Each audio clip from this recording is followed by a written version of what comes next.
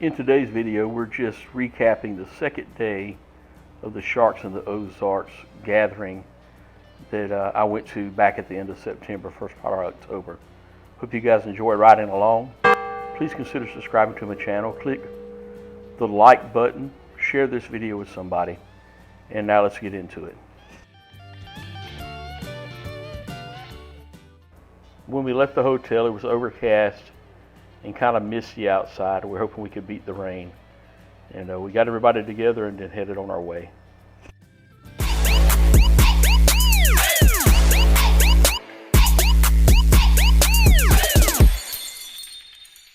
What's that now?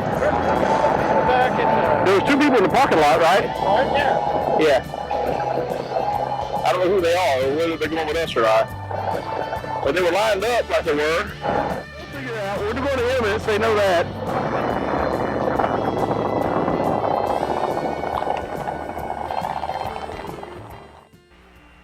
So we left St. Robert with a misty, overcast, potentially rainy day, and made our way toward Eminence to look for some lunch.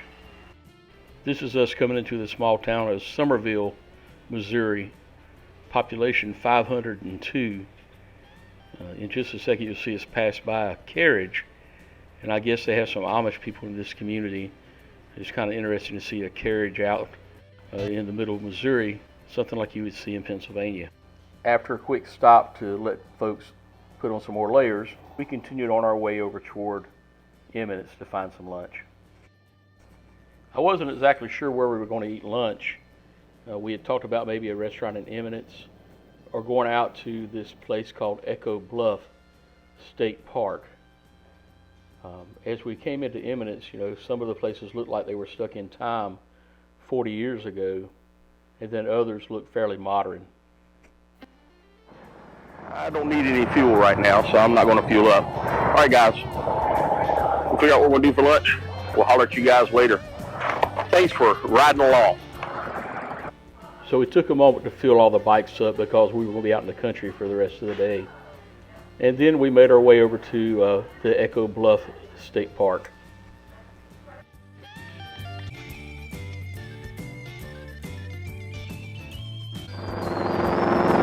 Okay guys, we're almost to Bluff is what it's called. Not Echo Cliff, Bluff State Park. And my understanding is that's where this restaurant / lodge place is at. We're going to go and check out the lunch. There's a board crossing the sign. You don't see that too often. It's not worth climbing. I don't think you see it at all. If there are some boards crossing the sign worth climbing, let me know. Put it down here in the comments. But I've been there all my life, and I don't know if I've ever seen one. Unless it's like the bridle trail. Maybe that's what that meant. But, I can't recall seeing one. I'm sure it's not. Oh yeah, this looks like you're in the mountains, We're in the Ozark Mountains. It would be like the foothills of North Carolina, but really, really nice. I'm sure they were down there being the water for the fresh water. So I'm going to let this move from Oh, sorry about that. Oh, I hate to have to sneeze and ride. It's hard to sneeze and not close your eyes. And right now I don't want my eyes closed. I want to see what's going on. Now this is cool. We got a pedestrian bridge to the right, and this old bridge here going over the river. Really, really nice. Cool stuff. So the outfitter canoes, kayaks. Ozark National City Riverways. There's direct access right there. Echo Bluff State Park, straight ahead.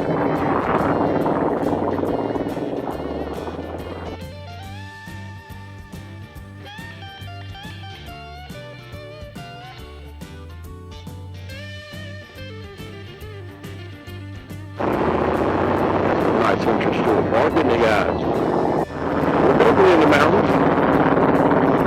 It's deceptive, man. I hadn't realized that. I guess we've been up at the plateau or something, and then all of a sudden these Ozarks drop down in here. Are we looking for the pavilion? Are we looking for the pavilion? I don't know about a lodge. When we first turned in, it said Echo Bluff Pavilion to the right. But I didn't see, I'm not sure where the lodge is at. This says lodging, but maybe some of these guys will know. Okay. We're almost there, it looks like. Thank you.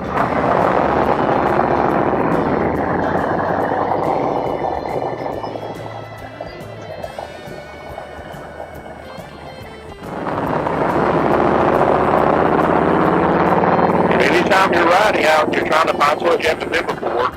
When you're by yourself, it's not a big deal, you know, and even with a group, but oftentimes you'll see a large group ride like this. You see the leader do the old circle up and go the other direction. Symbol, sign. It says the Lea Lodge. I guess this is what we're looking for. Awesome. Oh yeah, there it is. And that's nice. How'd you like to stay here, guys? I'd like to bring my wife here to figure this out, but it's 2 days from home. But either way, man, oh, that looks nice.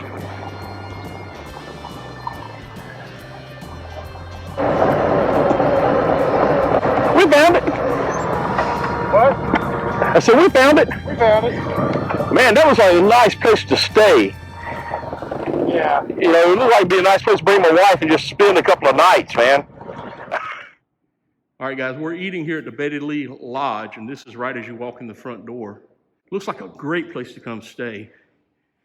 And I'm gonna walk through here to where we're eating lunch. Take a left all the way down the hallway. You know, when you're traveling during the COVID season, some places have mandates to wear masks and some don't. So here, everybody had to make sure they had a mask, which is fine. Jack knew where the park was at, but he wasn't sure about exactly where the lodge was at. I should be able to hear my group. Did they go outside? Are you with the Awesomeness. bikers? Yeah. They went out here and back that way. And we're down on the patio. That big old fire pit down there, guys. This is beautiful. All right, I found one. Guys, I'm a terrible YouTube host. I forgot to take any pictures of our lunch, but it was delicious. The service was excellent. If you're ever in the area, come check out this restaurant at the lodge here inside of Echo Bluff State Park in Missouri. The reason they call it Echo Bluff, I'm told, is if you go down there by the water and you're talking, it creates an echo off of that bluff. It's a very popular area, but like I said, this is a beautiful lodge. And I'll put the rates, what's going on? I'll put the rates in there in the video description. Very, very nice. Here's a little bit more footage from outside the lodge. All these outdoor seating areas, big fire pit. Guys, this is just really, really nice. So we finished up our time at the Lea Lodge and they prepared to get back on the road toward our hotel.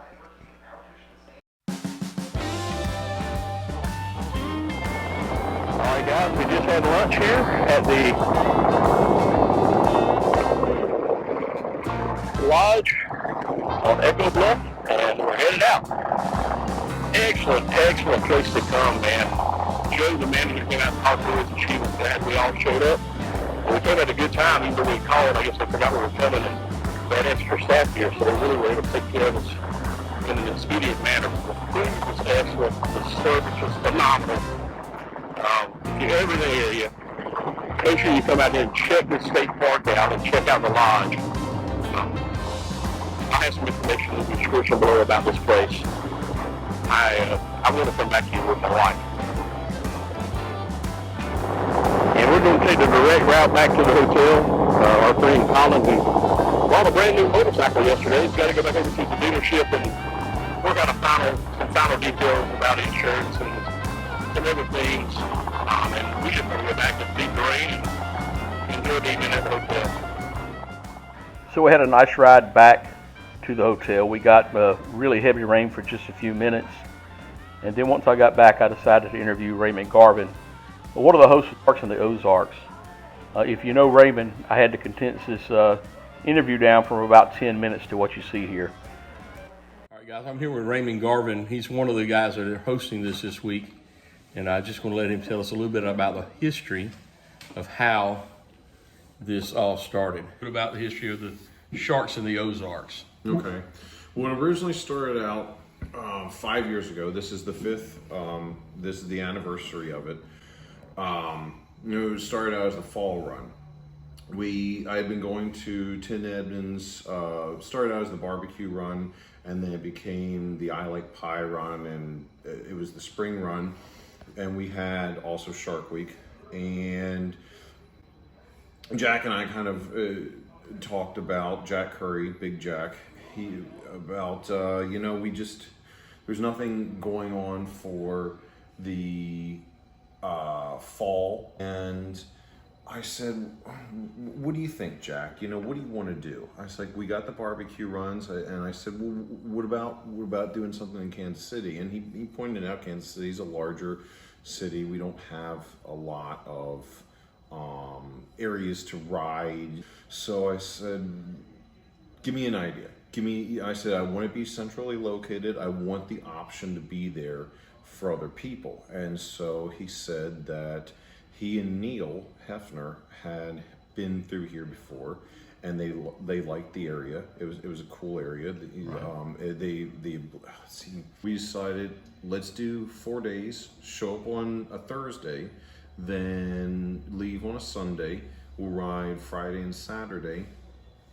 Everything will be all good. You'll have a couple days, whatever. It's not just, a quick, because no one's going to show up for a meet and greet on like a half a day. That's a local thing. Right.